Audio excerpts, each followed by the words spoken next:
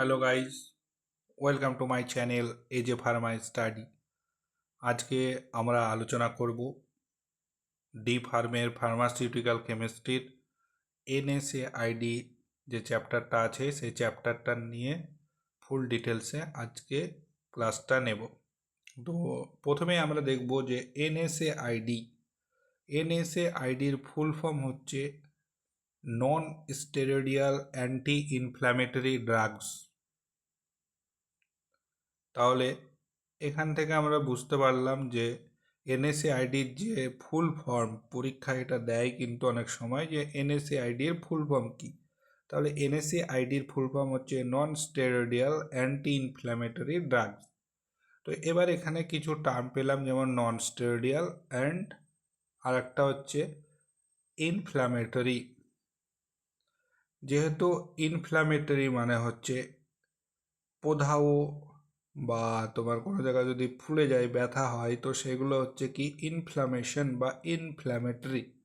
আর সেইগুলোকে যখন রোধ করা হয়, কোনো জায়গায় যখন ধরে নাও প্রদাহ হয় মানে ব্যথা হচ্ছে বা ফোলা ফোলা ভাব হচ্ছে, ইনফ্ল্যামেশন হচ্ছে, সেটাকে যখন আমরা রোধ করি কোনো মেডিসিন বা ড্রাগ নেওয়ার পর যখন কমিয়ে দেয়, তো সেটাই হচ্ছে কি অ্যান্টি ইনফ্ল্যামেটরি ড্রাগস, যেগুলো আমাদের প্রদাহ বা ফোলা কমিয়ে দেয়।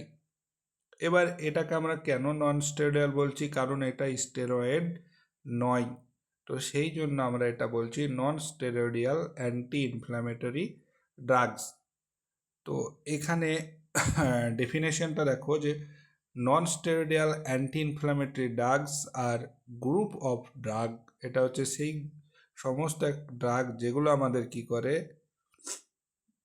Produce analgesic, antipyretic and anti inflammatory effects without being steroids. মানে স্টেরয়েডস ড্রাগ ইউজ না করে আমরা কি করি, যে অ্যান্টি ইনফ্ল্যামেটরি বা এনএসএআইডি ড্রাগগুলো দিই, এবং আমরা পেন এবং অ্যানালজেসিক অ্যাক্টিভিটি দেখাচ্ছে, পেন কমিয়ে দিচ্ছে, আর একটা হচ্ছে অ্যান্টিপাইরেটিক অ্যাক্টিভিটি। তো এইখানে দুটো টার্ম আবার আমরা দেখতে পেলাম, একটা হচ্ছে অ্যানালজেসিক অ্যাক্টিভিটি আর একটা হচ্ছে অ্যান্টিপাইরেটিক অ্যাক্টিভিটি। এবার একটু যদি জানতে চাই যে হোয়াট ইজ অ্যানালজেসিক, তো অ্যানালজেসিক মানে হচ্ছে যখন আমাদের পেন হয় তখন সেটাকে টার্মটাই আমরা বলি অ্যানালজেসিয়া। তো অ্যানালজেসিক ড্রাগ যেগুলো আমাদের, সেগুলো কি করে, পেনকে কমিয়ে দেয়। তাহলে পরীক্ষা অনেক সময় দেয় হোয়াট ইজ অ্যানালজেসিক, তাহলে অ্যানালজেসিক মানে হচ্ছে কি পেন। আর হচ্ছে পাইরেটিক বা পাইরেক্সিয়া, যখন আমাদের বডির টেম্পারেচার ইনক্রিজ হয় বা বেড়ে যায়, তো সেটাকে আমরা বলি হচ্ছে পাইরেটিক। তো এই টেম্পারেচার যখন কমিয়ে দেয় এনএসএআইডি ড্রাগগুলো, তো সেই জন্য বলছে এটাকে অ্যান্টি পাইরেটিক ড্রাগস। তো এটাই ছিল নন স্টেরয়েডিয়াল অ্যান্টি ইনফ্ল্যামেটরি ড্রাগের ডেফিনেশন, যে ড্রাগগুলো নিলে আমাদের অ্যানালজেসিক এবং অ্যান্টিপাইরেটিক অ্যাক্টিভিটি শো করবে এবং ইনফ্লামেশন, প্রদাহ বা ফোলা যেটা কি হয় কমিয়ে দেয়। এবার আমরা দেখব যে মেকানিজম অফ অ্যাকশন। এই যে ড্রাগগুলো নেব আমরা, এনএসএআইডি ড্রাগগুলো ইউজ করে থাকি, তো এই ড্রাগগুলো কিভাবে কাজ করে। তো প্রথমত দেখবে এখানে লেখা আছে যে inhibit the enzyme of cyclooxygenase which is responsible for synthesis of prostaglandin from arachidonic acid, বা এটাকে অ্যারাচিডনিক অ্যাসিডও বলতে পারো। ঠিক আছে, এবার এখানে ইম্পর্টেন্ট কোশ্চেন হলো যে এই কক্স বা সাইক্লোঅক্সিজেনেজ একটা হচ্ছে এনজাইম, এই এনজাইমটাকে ইনহিবিট করে এবং কি করছে, যে অ্যারকিডনিক অ্যাসিড থেকে তৈরি হচ্ছে কি প্রোস্টাগ্ল্যান্ডিন। এই অ্যারকিডনিক অ্যাসিড থেকে তৈরি হয় প্রোস্টাগ্ল্যান্ডিন, তার জন্য এনজাইম দরকার হয় সাইক্লোঅক্সিজেনেজ। এবার সাইক্লোঅক্সিজেনেজের দুটো পার্ট আছে দেখো, বা টাইপস, একটা হচ্ছে কি কক্স 1 আর একটা হচ্ছে কক্স 2। কক্সন কি হয়, এটা সব সময় আমাদের শরীরে প্রেজেন্ট থাকে এবং আমাদের যে স্টোমাক থাকে সেই স্টোমাককে রক্ষা করা এবং আমাদের কিডনিতে যে ব্লাড ফ্লো সেগুলোকে ঠিকঠাক রাখে, আর হচ্ছে প্লেটিলেট অ্যাগ্রিগেশন বলে একটা যে মেথড আছে সেটাকে ঠিকঠাক রাখে। এবার এই কক্সন যখনই আমাদের ইনহিবিট করে দিচ্ছে, বন্ধ করে দেবে, তখন আমাদের কি হয়, গ্যাস্ট্রিক আলসার বলো, তারপরে গ্যাস্ট্রিক ব্লিডিং, কিডনি ড্যামেজ এগুলো হতে পারে।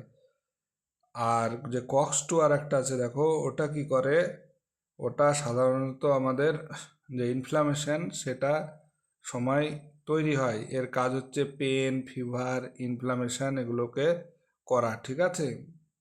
এবার যখনই এই কক্সন আর কক্স টু বন্ধ হয়ে যাবে তখনই আমার কি হবে, পেন কমে যাবে, ফিভার কমে যাবে, কারণ কক্স টুর কাজই হচ্ছিল কি, যে পেন বা ফিভার মানে ইনফ্লামেশন তৈরি করা। এবার এখানে দেখো, এবার ইম্পর্টেন্ট আর একটা জিনিস দেখবো যে প্রোস্টাগ্ল্যান্ডিন। এবার এখানে যদি আমরা সাইক্লোঅক্সিজেনেজ পাথওয়েটা দেখি, তো এখানে দেখো যে লেখা আছে কি, সেল মেমব্রেন ফসফোলিপিড, সেখান থেকে ফসফোলাইপেজ A2 এনজাইম কনভার্ট করছে অ্যারাকিডোনিক অ্যাসিড, এই অ্যারাকিডোনিক অ্যাসিড এবার তৈরি করছে কি, প্রোস্টাগ্ল্যান্ডিন। এবার প্রোস্টাগ্ল্যান্ডিনের এখানে দেখো কক্সন আর কক্স টু, সাইক্লোঅক্সিজেনেজ 1 আর সাইক্লোঅক্সিজেনেজ 2 থাকে। এবার এই যে প্রোস্টাগ্ল্যান্ডিনটা তৈরি হলো, এই প্রোস্টাগ্ল্যান্ডিনের আমার অনেক কাজ হয়। তো প্রোস্টাগ্ল্যান্ডিন কি হয়, আমাদের এই যে পেন বলো, তারপরে ব্যথা, তারপরে কোনো টেম্পারেচার বেড়ে যাওয়া, প্রদাহ, ইনফ্লামেশন, তো এইগুলো সব প্রোস্টাগ্ল্যান্ডিন তৈরি হলে আমাদের হয়, নর্মালি হচ্ছে এটা। এবার যখন তোমার বেশি বেশি হবে তখন আমাদের কি হয়, প্রোস্টাগ্ল্যান্ডের ফাংশন বেশি হয়ে গেলে তখন প্রদাহ বেশি হবে, জ্বর, টেম্পারেচার বেড়ে যাবে, হাত পা ব্যথা বেড়ে যাবে। তো সেই জন্য যখন দেখবে আমাদের ইনফ্লামেশন রিয়াকশন বেশি হয় তখন আমাদের জ্বর হয়, টেম্পারেচার বেড়ে যায়, হাত পা ব্যথা হয়। তো এবার আমরা যখন এনএসএআইডির ড্রাগটা ইউজ করব বা নেব, তখন সেটা কি করে, এই যে কক্সন আর কক্স টু এনজাইম আছে, এই দুটো এনজাইমকে ইনহিবিট করে দেয়। এবার এই দুটো এনজাইম যখনই ইনহিবিট হয়ে যাবে তখন প্রোস্টাগ্ল্যান্ডিন সিনথেসিস কী হবে, কমে যাবে, তখন অটোমেটিক্যালি আমার কি হবে, যে পেন বা ব্যথার সেন্সেশন এগুলো কমে যায়, তখন আমরা রক্ষা পাই। এবার কি হয়, এই যে কক্সন কক্স টু থেকে যখন কম সিনথেসিস হচ্ছে প্রোস্টাগ্ল্যান্ডিন, এই কি হয়, এই প্রোস্টাগ্ল্যান্ডিন আবার কি করে, মিউকাস সিক্রেশন করে। এই যে মিউকাস সিক্রেশন যেটা বলো, আমাদের স্টোমাকে মিউকাস সিক্রেশন করে, মিউকাস দরকার হয় কারণ HCl সিক্রেশন হয়। HCl যদি মিউকাস না থাকে তাহলে HCl কি করবে, ডাইরেক্ট স্টোমাকে গিয়ে আঘাত করবে, ফলে কি হবে, আমাদের আলসার ক্রিয়েট হতে পারে। তো সেই জন্য বেশি বেশি করে যদি NSAID ড্রাগগুলো খেতে থাকো তাহলে কি হয়, আমাদের আলসারেশন হওয়ার চান্সেস থাকে, ঠিক আছে। এটা ছিল মেকানিজম অফ অ্যাকশন NSAID ড্রাগের। এবার দেখব ক্লাসিফিকেশন অফ NSAID। এই যে NSAID ড্রাগ, তার এবার আমরা ক্লাসিফিকেশনটা দেখে নেব। তো প্রথমে দেখো লেখা আছে কি, স্যালিসাইলেটস ডেরিভেটিভস, তো তার মধ্যে আছে অ্যাসপ্রিন, অ্যাসপ্রিনের নর্মাল স্ট্রাকচারও দেখা আছে। তারপর আছে প্রোপয়নিক অ্যাসিড ডেরিভেটিভস বা অ্যারাইল প্রোপয়নিক অ্যাসিড ডেরিভেটিভস, তার এক্সাম্পল দেখো আইব্রুপ্রোফেন, ন্যাপ্রক্সান, কেটোপ্রোফেন। তো এগুলো হচ্ছে প্রোপয়নিক অ্যাসিড ডেরিভেটিভসের এক্সাম্পল, তার জেনারেল স্ট্রাকচারও দেওয়া আছে। অ্যাসিটিক অ্যাসিড বা অ্যারাইল অ্যাসিটিক অ্যাসিড ডেরিভেটিভস, তার মধ্যে আছে দেখো ডাইক্লোফেনাক, ইন্ডোমেথাসিন আর অ্যাসিলোফেনাক, তার নর্মাল স্ট্রাকচারও দেওয়া আছে। এনোলিক অ্যাসিড ডেরিভেটিভস বা অক্সিকাম, তার মধ্যে আছে দেখো পাইরক্সিকাম টাইপ, পাইরক্সিকাম, মেলক্সিকাম, তার নর্মাল স্ট্রাকচারও আমরা দিয়েছি, দেখতে পাচ্ছি। ফেনামেটস বা অ্যানথ্রালিক অ্যাসিড ডেরিভেটিভস, তো তার মধ্যে আছে মেফেনেমিক অ্যাসিড আর মেক্লোফেনামিক অ্যাসিড, তার স্ট্রাকচারও আছে দেওয়া। সিলেক্টিভ কক্স টু ইনহিবিটার্স, যেমন কক্সিব, সিলেকক্সিব, রিফেকক্সিব, ইটোরোকক্সিব, তার স্ট্রাকচারও আমরা নর্মাল দিয়েছি কক্সিবের। তারপরে প্যারা অ্যামাইনোফেনল ডেরিভেটিভস, প্যারা অ্যামাইনোফেনল টাইপ যেটা হচ্ছে কি অ্যাসিটোমিনোফেন বা প্যারাসিটামল, তার প্যারাসিটামলের স্ট্রাকচার দেখো এখানে দেওয়া আছে। তো এটাই ছিল ক্লাসিফিকেশন অফ এনএসএআইডি, খুবই একটা ইম্পর্টেন্ট টপিক। তোমরা যে কোনো পরীক্ষায় বা ডি ফার্মেসির ফাইনাল এক্সাম বলো, যেমন ফার্মাসিউটিক্যাল কেমিস্ট্রির যে ফাইনাল এক্সামগুলো হয় সেখানে এই চ্যাপ্টার থেকে কোশ্চেন মাস্ট আসবেই, বা যে কোনো কম্পিটিটিভ এক্সাম বলো সেখান থেকেও কিন্তু এই চ্যাপ্টার থেকে কোশ্চেন আসেই। তো খুবই একটা ইম্পর্টেন্ট, এটা হচ্ছে একটা তোমাদের সিলেবাসের মধ্যে খুবই ইম্পর্টেন্ট একটা টপিক। এবার দেখো যে ইউজ অফ এনএসএআইডি, এই যে এনএসএআইডি ড্রাগ, তো তার কি কি ইউজ আছে, যেহেতু মেনলি এটা আমাদের কি করে ইনফ্লামেশন, ব্যথা, পেন, তারপরে অ্যানালজেসিক অ্যাক্টিভিটি কমিয়ে দিচ্ছে, তো সেই বেসিসেই এর যে ইউজ হবে। তো আমাদের যখন পেন হয়, পেন তো হেডেক হতে পারে, টুথ পেন হতে পারে, মাস্কুলার পেন হতে পারে, তারপরে কোনো সার্জারি করলে তারপরে পেন হতে পারে, তার ডিসমোনোরিয়া বা যেটা হচ্ছে কি পিরিয়ডিক টাইমে যে পেনটা হয় সেটাকে আমরা বলি ডিসমোনোরিয়া। তো ওই সমস্ত পেন থেকে রিলিফ পাওয়ার জন্য আমরা কি করি, অ্যানালজেসিক অ্যাক্টিভিটি শো করবে, তো সেই জন্য এনএসএআইডি ড্রাগগুলো ইউজ করতে পারি। আরেকটা হচ্ছে অ্যান্টি ইনফ্ল্যামেটরি, যখন আমাদের প্রদাহ হয় বা ফুলে যায়, যেমন হচ্ছে কি রিউমাটয়েড আর্থারাইটিস, অস্টিও আর্থারাইটিস, মানে হাড় ক্ষয় যখন হয়, ঠিক আছে, তারপরে অ্যাঙ্কাইলুজিং স্পন্ডোলাইটিস, টেন্ডাইটিস, যখন টেন্ডনের মানে পেন ইনফ্লামেশন হয়, তখন আমরা অ্যান্টি ইনফ্ল্যামেটরি ড্রাগ হিসাবে এনএসআইডি ড্রাগগুলো ইউজ করি। তারপরে মোস্ট কমন যখন আমাদের ফিভার বেড়ে যায় তখন সেটাকে বলি কি পাইরেক্সিয়া, টেম্পারেচার ইনক্রিজ হয়ে যায়। তো ইনক্রিজ যখন টেম্পারেচারটা হচ্ছে, তো সেটাকে কমানোর জন্য যে ড্রাগটা ইউজ করব সেটা হচ্ছে কি অ্যান্টিপাইরেটিক ড্রাগ। তো সেটাকেই হচ্ছে কি যেমন প্যারাসিটামল, তো যখন আমাদের টেম্পারেচার কমানোর জন্য ইউজ করব কি প্যারাসিটামল। এবার আদার্স ইউজ যখন আমাদের ধরে নাও অ্যাকুট গাউটি আর্থারাইটিস হতে পারে, তারপরে পেরিকার্ডিয়াইটিস, এইরকম কেসেসে আমরা ইউজ করতে পারি।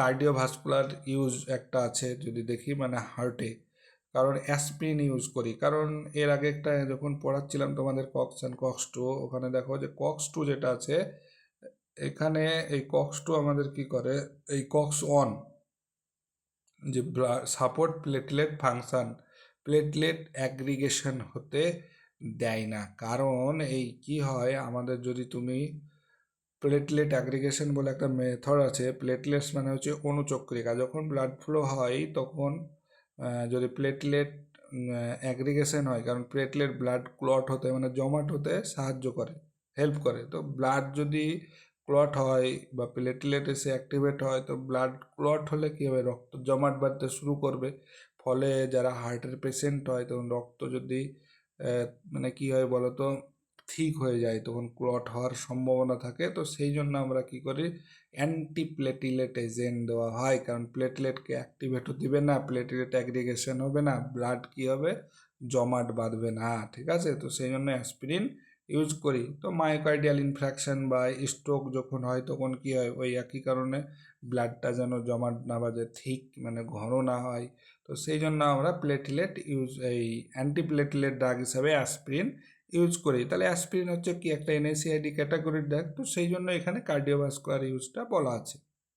তো এখানে যদি এবার কি পয়েন্ট আমরা দেখি, তো এখানে দেখো যে এনএসআইডি আমাদের কক্স ওয়ান কক্স টুকে ইনহিবিট করছে, আর প্রোস্টাগ্ল্যান্ডিন সিক্রেশন কী হবে, এর কমে যাবে, পেন কমবে, ফিভার কমবে, ইনফ্লামেশন করবে। তো এটাই ছিল বেসিক কনসেপ্ট বা সাধারণত যেটা তোমার কি বলবো শর্টের মধ্যে এনএসএআইডি সম্বন্ধে একটা ধারণা, যে এনএসএআইডির ডেফিনেশন, সেটা কিভাবে কাজ করে বা তার মেকানিজম অফ অ্যাকশন, তার ক্লাসিফিকেশন অফ ড্রাগ স্ট্রাকচার বেসিসে যদি আমরা দেখি তাহলে তার কি কি ক্লাস আছে এবং তার মধ্যে কোন কোন ড্রাগগুলো পড়ছে, তো সেই বেগুলো পড়লাম এবং প্রত্যেকটার মেকানিজম অফ অ্যাকশন দেখলাম কীভাবে বডিতে কাজ করছে এবং তার ইউজেস। তো আজকের জন্য এইটুকুই। চ্যানেলটা যদি ভালো লাগে তোমাদের, তোমরা সাবস্ক্রাইব করো আর তোমাদের বন্ধুদের মধ্যে শেয়ার করো। আজকের জন্য এইটুকুই। Thank you.